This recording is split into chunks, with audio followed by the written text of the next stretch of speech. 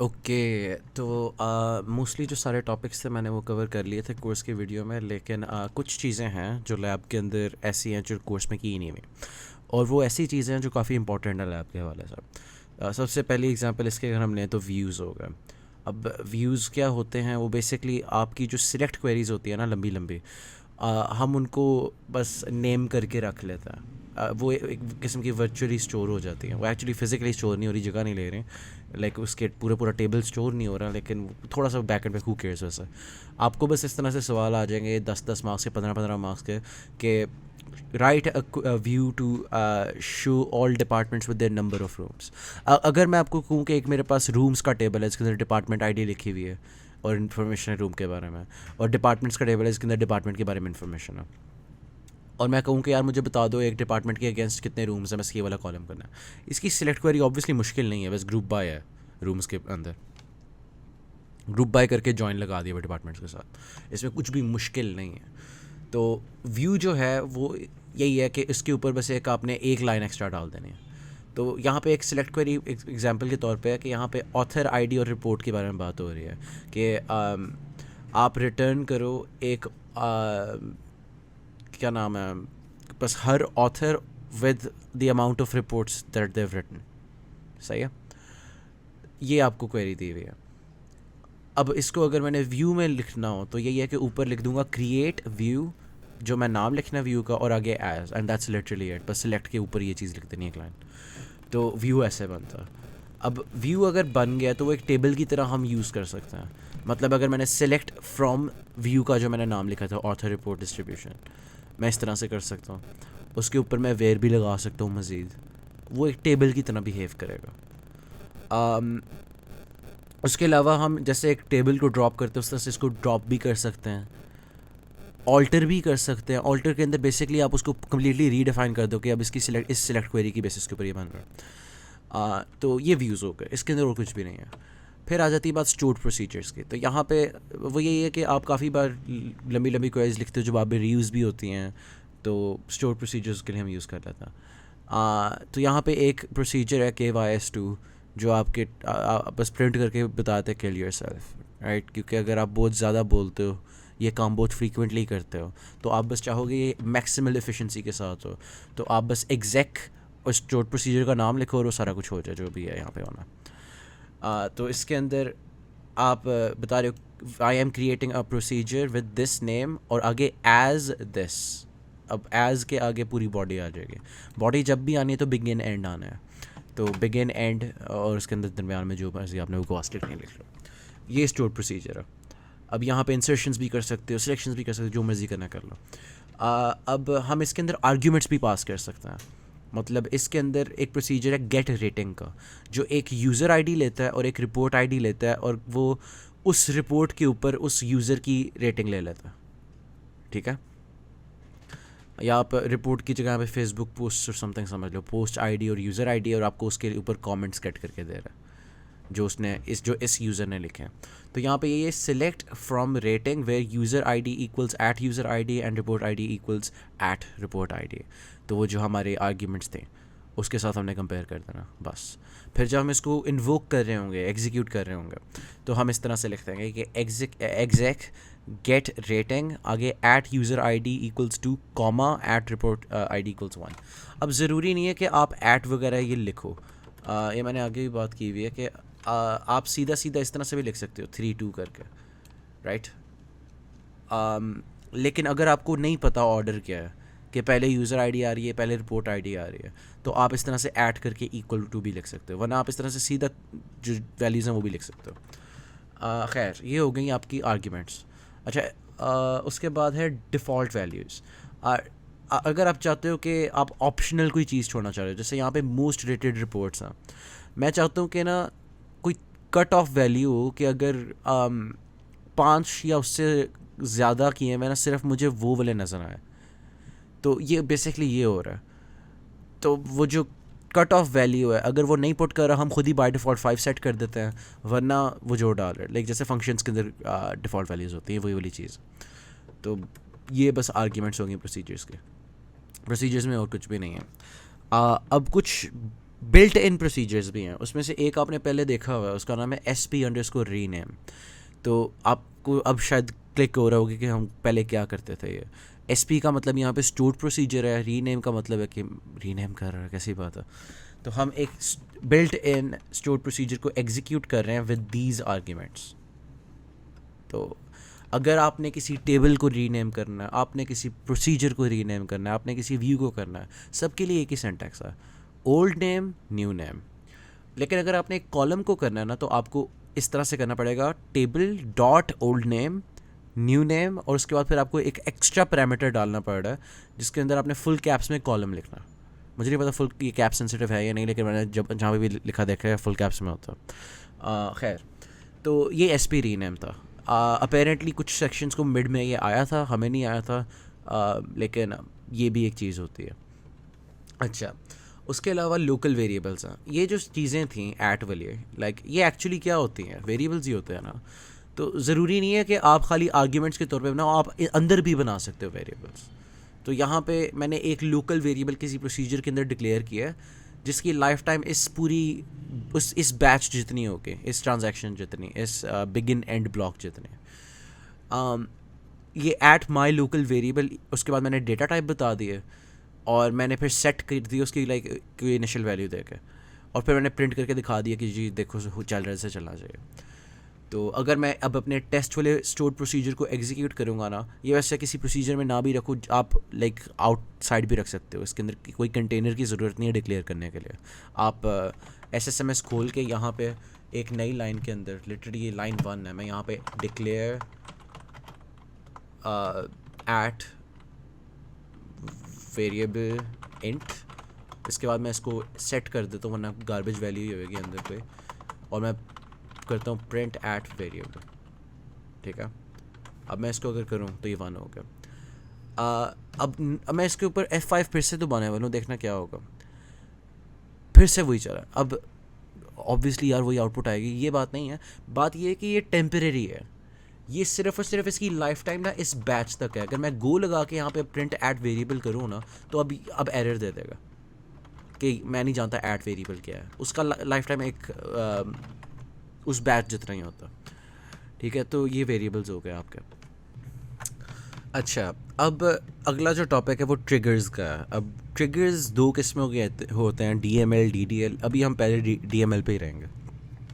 तो यहाँ पे एक बड़ा सिंपल सा ट्रिगर है आपके सामने, वो ये है कि यूज़र्स के टेबल में मैं चाहता हूँ कि कोई भी बंदा ना यूज़र 1 को डिलीट ना कर सके। तो इसके लिए मैं ये करूँ कि जब भी कोई डिलीशन होती है, इंस्टेड ऑफ डिलीशन ये वाला कोड चलता, राइट। तो ट्रिगर ये काम करते हैं। ज़रूरी नहीं इंस्टेड ऑफ हो, आफ्टर भी हो सकता है, 2 किस्में होती हैं यहाँ पे DML के अंदर, लेकिन पहले इस पर ही रहता है। तो यहाँ पे हो क्या रहा है, सबसे पहले क्रिएट ट्रिगर नेम और किस टेबल के ऊपर, राइट। अगर यूज़र्स के टेबल के ऊपर डिलीट होगा तो ही चलेगा, अगर किसी और पे होगा तो नहीं चलेगा। ऑन यूज़र्स, आगे ये टाइमिंग के बारे में कि कब रन करना। तो इंस्टेड ऑफ डिलीट काफ़ी सेल्फ एक्सप्लेनेटरी है, यहाँ पे कुछ समझाने की ज़रूरत नहीं है। लेकिन यहाँ पे इंस्टेड ऑफ की जगह आफ्टर भी हो सकता था, आफ्टर डिलीट भी हो सकता था, इंस्टेड ऑफ इंसर्ट भी हो सकता था, इंस्टेड ऑफ अपडेट भी हो सकता था। तो इसके अंदर काफ़ी ज़्यादा पॉसिबिलिटीज़ हैं, वो हम एक टेबल के अंदर आके बाद में समराइज़ कर देंगे। लेकिन यहाँ पे टाइमिंग आती है बेसिकली। उसके बाद आप एज और बॉडी, राइट। आपने पहले ट्रिगर के बारे में कुछ बेसिक इन्फॉर्मेशन दी है कि कब चलना है, क्या चलना है, किधर चलना है। उसके बाद आपने फिर बॉडी डिफाइन कर दी कि एज दिस। अब बॉडी जो है इस स्पेसिफिक ट्रिगर की, वो इस तरह से है कि डिलीट फ्रॉम यूज़र्स ही मैं कर रहा हूँ, और मैं चाहता हूँ कि जो यूज़र आईडी दी थी ना जिसकी वजह से ये ट्रिगर इन्वोक हुआ है वही आए। तो वो मैं किस तरह से गेट करूँगा, तो उसके लिए एक वर्चुअल टेबल होता है डिलीटेड का। जैसे ही आप एक इंस्टेड ऑफ डिलीट या आफ्टर डिलीट वाले ट्रिगर में होते हो ना, आपके पास एक वर्चुअल टेबल बन जाता है जिसका नाम है डिलीटेड। अब अगर ये आपने ऑन यूज़र्स बनाया ना, तो डिलीटेड का स्कीमा एग्जैक्टली यूज़र्स की तरह होगा। मतलब अगर यूज़र्स के अंदर 4 कॉलम है, डिलीटेड के अंदर भी वो एग्जैक्ट 4 कॉलम होंगे। अब हो क्या रहा है यहाँ पे, select user ID from deleted. तो आप मतलब जो रो डिलीट होने वाली थी, राइट, जिसकी वजह से ये इन्वोक हुआ है, उसकी यूज़र आईडी लाता हूँ। तो where user ID equals this and user ID is not equal to 1, तो जो मैंने प्रिवेंशन करनी थी वो यहाँ पे हो गई है। तो बेसिकली यहाँ तक जो क्वेरी है मैंने वही करने दी है जो पहले ओरिजिनली हो रहा था, लेकिन बस फ़र्क ये है कि मैंने ये बीच में चेक डाल दिया। तो इस तरह से हम प्रिवेंट करेंगे। तो ये इंस्टेड ऑफ हो गया। अब इसके अंदर डिलीटेड की बात भी हो गई है। अब मैंने मेंशन किया था कि डिलीटेड एक टेबल है, तो यहाँ पे इक्वल्स की जगह आपने हमेशा इन डालना है, क्योंकि ज़रूरी नहीं है कि एक वक्त में एक चीज़ डिलीट हो। यहाँ पे जैसे डिलीटेड फ्रॉम यूज़र्स है, यहाँ पे हो सकता है कि मैं यू आई डी इक्वल्स 1 के लिए डिलीट कर रहा हूँ, या फिर हो सकता है कि मैं जेंडर इक्वल्स मेल के लिए डिलीट कर रहा हूँ। इस केस के अंदर बहुत ज़्यादा डिलीट होंगे, और फिर वो सारों को हम यहाँ पे चाहेंगे कि हमारी क्वेरी भी डिलीट करें, तो इसलिए इसको इन होना चाहिए। आपने हमेशा अस्यूम इस तरह से करना है अगर आप ज़्यादा मार्क्स चाहते हो, तो कि यहाँ पे मल्टीपल वाले केस भी हैंडल करना है। खैर लेकिन आम तौर पे वो इतना चेक नहीं करेंगे, मेरा ख्याल है, फ़र्क नहीं पड़ता। बट ये यहाँ पे एक बात है। अब मैंने पहले भी जिक्र किया था कि ज़रूरी नहीं इंस्टेड ऑफ वो आफ्टर भी हो सकते हैं, तो उसकी भी एक एग्जांपल देख लेते हैं। यहाँ पे एक सिंपल सा इसका यूज़ केस है कि हम ना डिलीशन जो हो रही है ना उसको बस लॉग करना चाह रहे हैं कि ये डिलीट हुआ है और कितने बजे हुआ है एक्सेट्रा। इस तरह की कुछ बेसिक इन्फॉर्मेशन हम रखना चाह रहे हैं। तो वही वाली बात, हम यूज़र्स के टेबल की बात कर रहे हैं और इस बार हम आफ्टर डिलीशन कर रहे हैं। अब हम ये डिलीट के लाइक इंटरनल फंक्शनैलिटी चेंज नहीं कर रहे, हम बस चाह रहे हैं कि जब डिलीट हो रन हो उसके बाद ये भी हो जाए। तो इस केस के अंदर हम insert into deleted user log, जो मेरा एक टेबल है, उसके अंदर कुछ इंसर्ट करने वाले हैं। अब कुछ लोगों को खाली इंसर्ट इनटू वैल्यूज़ का पता होता है, लेकिन एक चीज़ होती है इंसर्ट इनटू सिलेक्ट।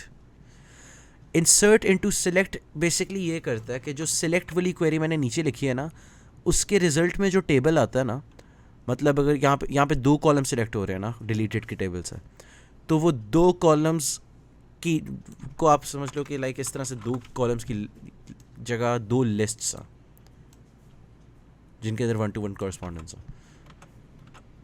तो आप डिलीटेड यूज़र लॉग के लिए जो वैल्यूज़ होंगे आपके लिए, पहली वैल्यू T1 कह लो इसको, ट्रांजैक्शन की बात नहीं हो रही, भरोसा रखो टेबल है। T1 इंडेक्स 0 कॉमा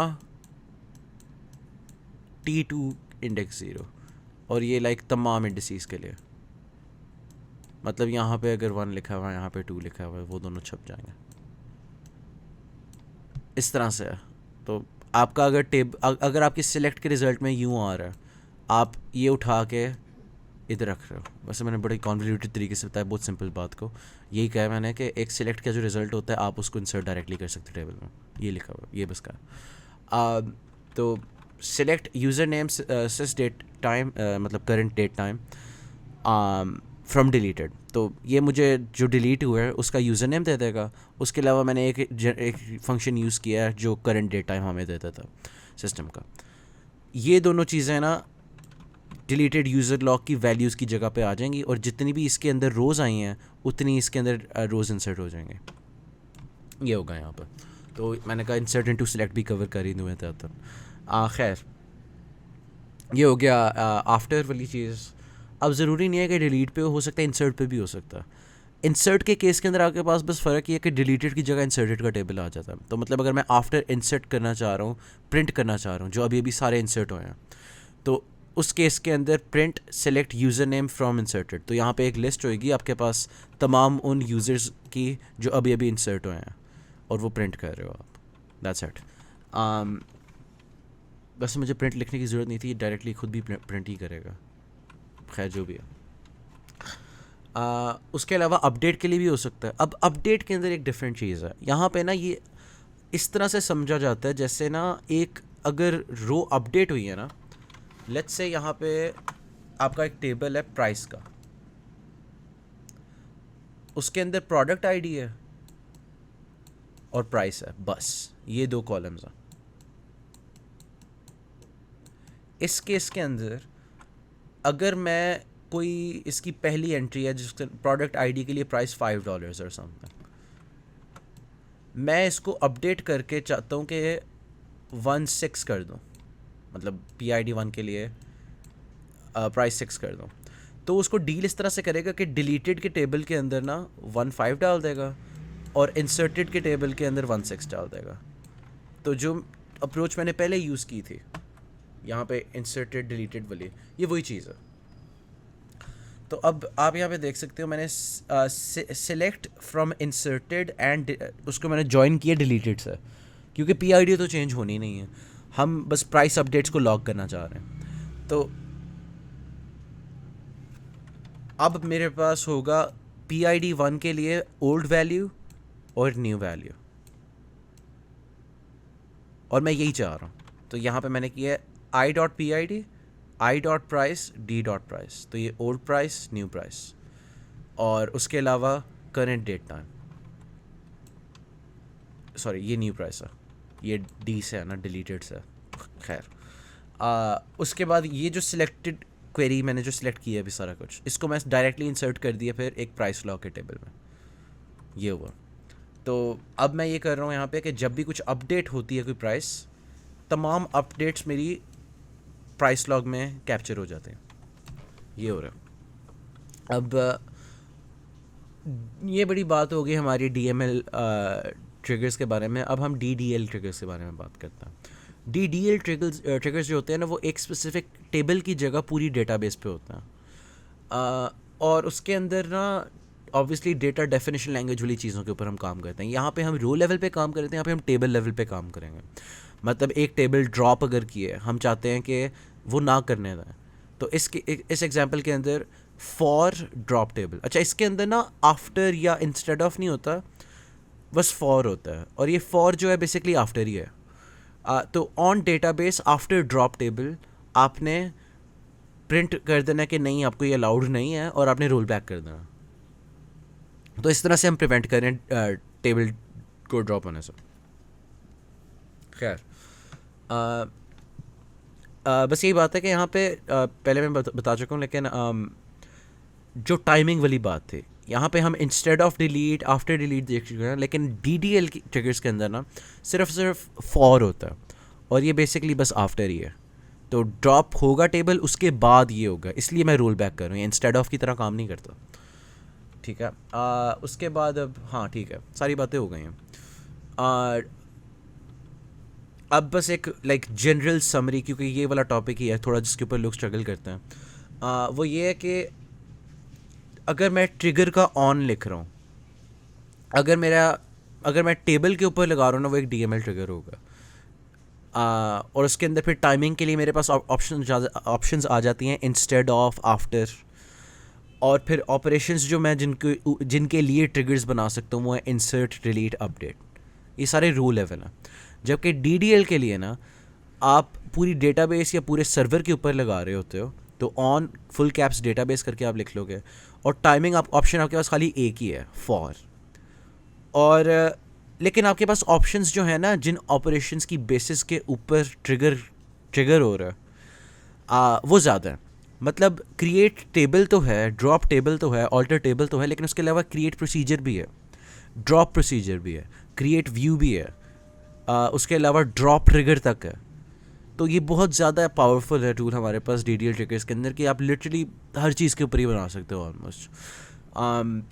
तो ये मैंने इसलिए एस्टरिस्क डाला हुआ है टेबल की जगह लिखने की जगह। तो DDL ट्रिगर्स और DML ट्रिगर्स के बीच में ये फ़र्क है, और आपको खुद ही समझ आ गई होगी कि कौन सा कब यूज़ करना है, क्या लिमिटेशन से कैसे करना है। सिंटैक्स के भी अब आपको मसले नहीं होने चाहिए। अब उसके अलावा अगर हम ट्रिगर ड्रॉप करने की बात करें, अगर मैं एक ट्रिगर ड्रॉप कर रहा हूँ ना, नॉर्मल ट्रिगर है, DML ट्रिगर है, तो वो बस ऐसे ही लिख देंगे। लेकिन अगर वो DDL ट्रिगर है ना, वो करने नहीं देगा, मुझे साथ स्पेसिफाई करने पड़ेगा कि ऑन डेटाबेस, तो जाके वो डिलीट करना देगा। ये बस एक क्वर्क है रैंडम, जो मैंने कहा मुझे अनॉय करती है बहुत ज़्यादा, भूल जाता हूँ तो हमेशा, तो मैंने कहा मैं शेयर कर दूँगा किसी और को मसला। अच्छा, उसके अलावा एक एक्स्ट्रा पीस ऑफ इंफॉर्मेशन है, ये बिल्कुल भी ज़रूरी नहीं है, लेकिन हमें लैब मैनुअल में आई हुई हैं इस तरह की चीज़ें, बल्कि ये मैंने लैब मैनुअल की वजह से ही देखा है आपने। वो ये है कि एक मेरा ट्रिगर है जिसके अंदर जैसे ही कोई टेबल ऑल्टर होता है ना, उसके ऊपर कुछ एक्शन हो रहा है। अब लेट्स से हम लॉग करना चाह रहे हैं कि इस टेबल के ऊपर ये एक्शन हुआ। अब मेरे पास इंसर्टेड डिलीटेड वगैरह कुछ नहीं है, मुझे नहीं पता कि किस टेबल की वजह से ये ट्रिगर इन्वोक हुआ। तो उसके लिए ना मुझे इवेंट डेटा का बिल्ट इन फंक्शन यूज़ करना पड़ता है, जो मुझे एक XML टाइप रिटर्न वैल्यू मिलती है जिससे। अब XML के अंदर की वैल्यू पेयर्स होते हैं, आपने अगर डेटा स्ट्रक्चर्स पढ़ी आपको पता ही होगा की वैल्यू पेयर्स क्या होता है। वो ये है कि जस्ट जेसॉन है, बेसिकली जेसॉन की तरह कि लाइक मैंने ये खोलना था,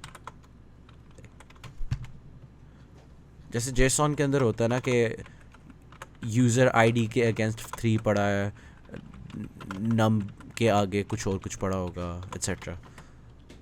इसके अंदर भी की वैल्यू पेयर्स होते हैं कि ये की है और ये वैल्यू है। अब हम जो की वैल्यू पेयर हमारे लाइक हमारे लिए रेलेवेंट है ना, वो है इवेंट इंस्टेंस ऑब्जेक्ट नेम। अब इवेंट इंस्टेंस ऑब्जेक्ट नेम ना एक अरे है एक्चुअली, क्योंकि हो सकता है कि मल्टीपल हुए हों, लेकिन वैसे हम कभी भी होंगे नहीं। तो event instance slash object name जो है, आप उसके ऊपर ब्रैकेट्स लगाते हो, मतलब पहले रिटर्न कर लो, उसके बाद आप उसके फर्स्ट इंडेक्स के ऊपर, ज़ीरो के ऊपर नहीं, फॉर सम रीज़न फर्स्ट के ऊपर देखते हो। ये रट्टा है बाय द वे। और इससे आपको पता चल जाता है कि किस टेबल के ऊपर ये काम हुआ। तो मैंने यही ट्रिगर बनाया हुआ है फ़िलहाल। तो अगर मैं कोई टेबल ऑल्टर करूँ, alter table users, let's say मैं ऐड करता हूँ कॉलम न्यू कॉल और इंट में कह दिया, राइट। अब मैं इसको रन करूँगा तो यहाँ पे आप देखो ये जो आउटपुट आ रही है ये यूज़र्स लिखा आ रहा है, क्योंकि मैंने यूज़र्स के ऊपर किया। यही अगर मैं रिपोर्ट के ऊपर करता तो आउटपुट अब रिपोर्ट आ रही है। तो अगर कभी आपको ये जानना होना है कि किसकी वजह से मेरा DDL ट्रिगर चला है, तो उसके लिए यही एक तरीका है और कोई तरीका नहीं है। तो अगर रट्टा मारना मार लो। और यहाँ पे जो दूसरा पैरामीटर है इसका, वो है रिटर्न वैल्यू किस फॉर्म में होनी चाहिए। तो varchar मैंने चूज़ किया कि मुझे एक स्ट्रिंग चाहिए ASCII के अंदर जितना मर्जी साइज़। तो ये यहाँ पे हो रहा है। ये कम्प्लीटली एक्स्ट्रा था, लेकिन आपको पता ही है कि मॉडर्न डेटाबेस लैब के अंदर क्या हो गया। खैर, अच्छा। उसके अलावा PSQL आ जाती, प्रोग्रामिंग, वैसे PLSQL कहते हैं, मैंने PSQL में लिख दिया हुआ है, प्रोग्रामिंग लैंग्वेज SQL, ठीक है। SQL के अंदर और भी डायमेंशन है, आप प्रोग्रामिंग वाली चीज़ें भी कर सकते हो। तो यहाँ पे इफ़ एल्स इफ़ वाली चीज़ डेमोन्स्ट्रेट हुई हुई है कि आप इफ़ के आगे कंडीशन लिखते हो, उसके बाद आप बॉडी लिख देते हो बिगिन एंड करके। एल्स इफ़ डालना है तो वो डाल दो, आगे एल्स डालना है तो वो डाल दो। तो ये उसकी एग्जांपल है। उसके अलावा एक उससे मिलती जुलती चीज़ है, लेकिन थोड़ी सी डिफरेंट है, इसलिए मैं साथ बताना चाह रहा हूँ ताकि डिफरेंस भी क्लियर हो जाए। वो ये है कि केस जो होती है ना, वो इन लाइन किस्म की चीज़ है। Case when condition then result one, ये बेसिकली लाइक आप टर्नरी ऑपरेटर की तरह समझ लो कि इन लाइन इफ़ है जिसके अंदर आपको एक स्पेसिफिक स्केलर वैल्यू रिटर्न हो रही है, जबकि इसके अंदर कुछ कोड रन हो रहा है। इसके अंदर एक स्केलर वैल्यू रिटर्न हो रही है, इसके अंदर कुछ रन हो रहा है, ये फ़र्क है बीच में। तो मेरा ख्याल है मैं काफ़ी सिंपली बता चुका हूँ, आगे कुछ एक्सप्लेन करने के लायक नहीं है इसमें। तो सामने है सिंटैक्स लिखा हुआ। ये इनलाइन यूज़ हो सकता है, मैं पहले भी मेंशन कर चुका हूँ। तो अगर आप इंसर्ट कर रहे हो और आपने केसेस की बेस के ऊपर करना है तो आप यूँ कर सकते हो। अच्छा, उसके अलावा होता है ट्राई कैच। तो लेट्स से कि मैं अपना ट्राई ब्लॉक कुछ चलाया है, वहाँ पे कोई एरर रेज़ हो गया, तो रेज़ एरर मैंने सिमुलेट कर दी क्योंकि मेरे पास कोई एग्जांपल अच्छी थी नहीं। हो सकता है कि कोई फॉरेन की वायलेट हो रही है एक्सेट्रा, कुछ भी एरर हो सकता। तो फिर वो कैच हो जाएगा इधर, लाइक जैसे C में होता था, लिटरली वही है, C++ में होता था, जो भी है। अब रेज़ एरर का जिक्र आ ही गया तो मैं एहतियातन बस एक्स्ट्रा बात कर दूँ एक छोटी सी। रेज़ एरर जो है वो लाइक अगर कभी कहा जाए कि प्रॉपर एरर हैंडलिंग वगैरह करो और आप ट्राई हार्ड करना चाह रहे हो, तो आप रेज़ एरर जैसी चीज़ें यूज़ कर सकते हो। लेकिन रेज़ एरर जो है ना, उसके अंदर ये लाइक पैरामीटर्स भी हैं, वो भी समझने पड़ेंगे। मैंने यहाँ पे लिख दिया हुआ है कुछ लाइक उसके बारे में एक्स्ट्रा इन्फॉर्मेशन, लेकिन मेरा ख्याल है बताने लायक नहीं है।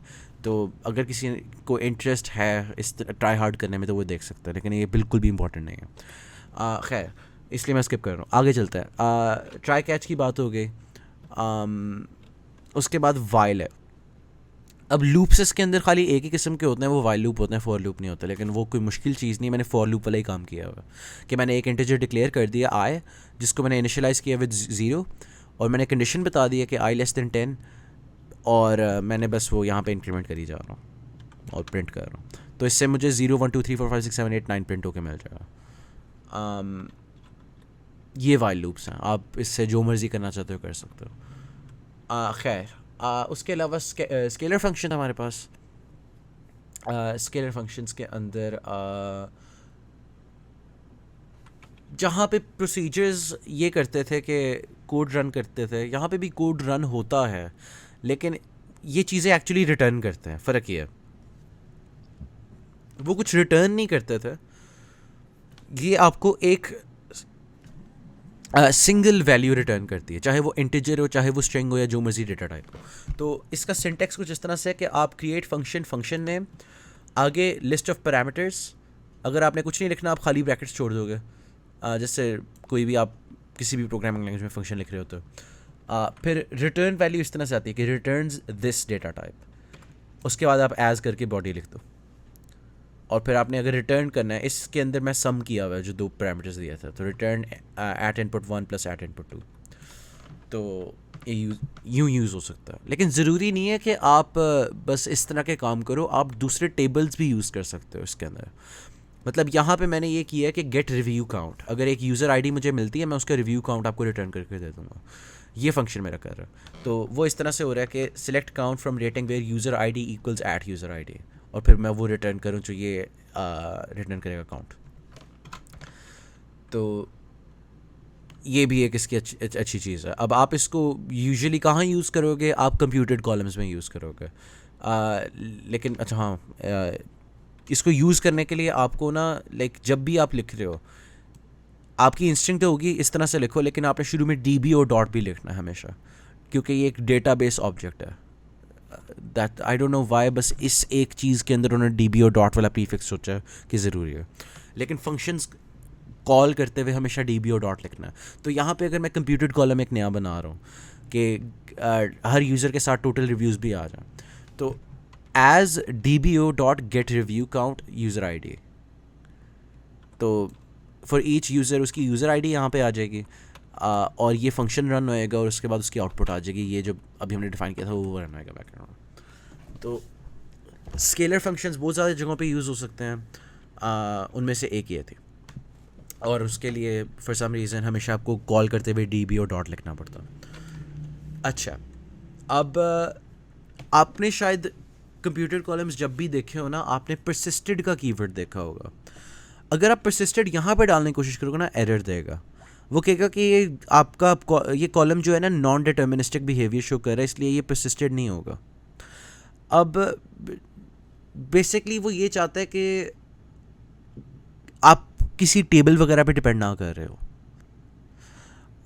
अच्छा, अब परसिस्टेड करता क्या है पहले ये समझ लेते हैं। परसिस्टेड जो है ना, वो ना कि ये करने की जगह कि जब भी टेबल डिस्प्ले कराना है हर फंक्शन बार बार रन करे, हर रो के लिए फंक्शन बार बार रन करे, वो ये करता है कि वो स्टोर करके रख लेता है, और जब भी कोई चेंजेस होते हैं ना, तो वो उधर से वो बस वैल्यू चेंज कर देता है उस फॉर्मूले की बेसिस के ऊपर। ये परसिस्टेड करता है। लेकिन जब इस तरह से होता है ना कि किसी टेबल वगैरह के ऊपर चीज़ डिपेंड हो रही होती है, ना कि कोई मल्टीप्लिकेशन वगैरह जैसी सिंपल चीज़ के, तो फिर परसिस्टेड वाला काम ना बड़ा मुश्किल हो जाता है कि आपने किस तरह से कब वैल्यू अपडेट करनी है, तो वो करने ही नहीं देता आपको। तो या तो आप परसिस्टेड करो या ना करो। अपनी ज़िंदगी आसान चाहते हो तो परसिस्टेड ना ही डाला करो, तो एरर कम आएंगे। खैर, अच्छा, अब आखिरकार बात आ जाती है ट्रांजैक्शंस की। ये बस एक इंपॉर्टेंट मेजर टॉपिक है, आगे बस हल्की फुल्की बातें ही हैं। वो ये है कि बिगिन ट्रांजैक्शन करते हैं, कमिट करते हैं, एंड दैट्स इट। इसके अंदर वही एसिड प्रॉपर्टीज़ वगैरह सारा कुछ है। अब जो देखने वाली यहाँ पे चीज़ है वो सेफ पॉइंट्स हैं।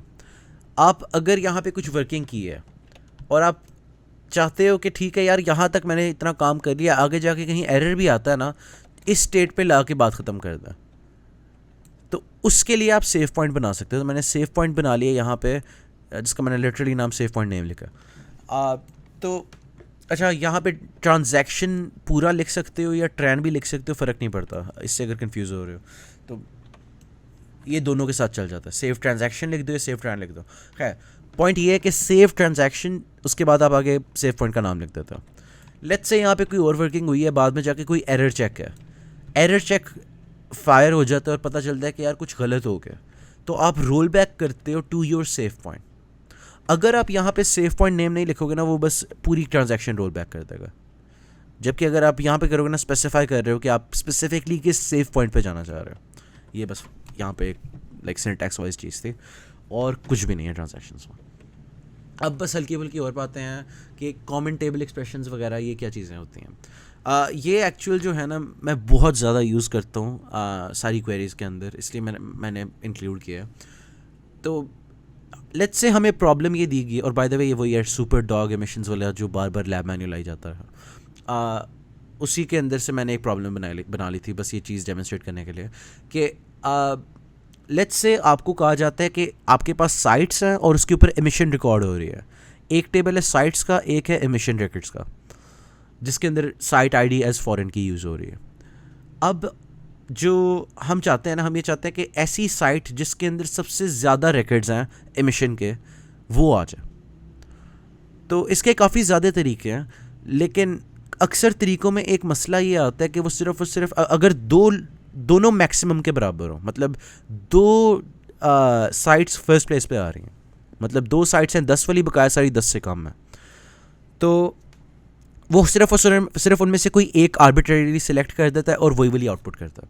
जबकि काफ़ी बार रिक्वायरमेंट ये होती है कि सारी वो आएँ जो मैक्सिमम के बराबर हों। मोड जब हम बात करते हैं तो मल्टीपल मोड्स भी हो सकते हैं, multi modal distribution type share. अच्छा, तो इसके लिए ना एक जो मैं बड़े कॉमनली टेक्निक यूज़ करता हूँ वो CTEs की मदद से होती है। मैं करता ये हूँ कि मैं ना पहले एक फ्रीक्वेंसी डिस्ट्रीब्यूशन टेबल बना लेता हूँ। तो यहाँ पे साइट आईडी के अगेंस्ट उसके नंबर ऑफ़ रिकॉर्ड्स आ जाएंगे, हर साइट के अगेंस्ट उसके नंबर ऑफ़ रिकॉर्ड्स आ जाएंगे इन द एमिशन टेबल। तो ये तो बड़ा स्ट्रेट फॉरवर्ड है कि बस ग्रुप बाय कर दिया वह एमिशन रिकॉर्ड के टेबल को, साइट आईडी और काउंट डाल दिया। अब ये जो है ना, मैंने इसको एक CTE बना लिया, मतलब मैं इसको ना अपनी क्वेरी के अंदर बार बार इन्वोक कर सकता हूँ, और इसकी लाइफ टाइम सिर्फ और सिर्फ एक क्वेरी जितनी है। तो CTEs की लाइफ टाइम एक क्वेरी जितनी होती है, जबकि और भी चीज़ें होती हैं उनकी डिफरेंट लाइफ टाइम्स होती हैं। खैर, यहाँ पे जो है, अब मैं सिलेक्ट कर रहा हूँ from my frequency distribution table जो मैंने CTE बनाया, जहाँ पे फ्रीक्वेंसी बराबर है मैक्सिमम फ्रीक्वेंसी के, और मैक्सिमम फ्रीक्वेंसी यूज़ करने के लिए मैं एक्चुअली CTE ही यूज़ कर रहा हूँ। तो ये एक पैटर्न है जो मेरे बड़े ज़्यादा सवाल इसी तरीके से हो जाते हैं, तो मैंने कहा इसलिए शेयर कर दूँ। तो इसका सिंटेक्स भी काफ़ी सिंपल है, बस आप विद नाम एज आगे क्वेरी, दैट्स लिटरली, यहाँ पे कुछ भी नहीं और। तो कॉमन टेबल एक्सप्रेशंस काफ़ी अच्छे होते हैं। उसके अलावा एक आध और भी चीज़ें लाइक टेम्परेरी टेबल्स, जिनकी लाइफ टाइम एक बैच जितनी होती है। तो वो इस तरह से होती है कि आप शुरू में हैश डाल दे तो वो खुद ही डिलीट हो जाता है फिर। तो टेस्ट, अगर मैं एक टेबल बना रहा हूँ, इसके अंदर मैं PID int और समथिंग, अब अगर मैं यहाँ पे करूँ ना सिलेक्ट फ्रॉम शार्प टेस्ट, कोई मसला नहीं होएगा। लेकिन अगर यही वाली स्टेटमेंट मैं एक बैच सेपरेटर के साथ डालूँ, तो अब वो कहेगा कि okay wait never mind, I guess फिर उसका लाइफ टाइम डिफरेंट होता था या पता नहीं क्या था, कोई एक टेक्निक होती थी इसकी।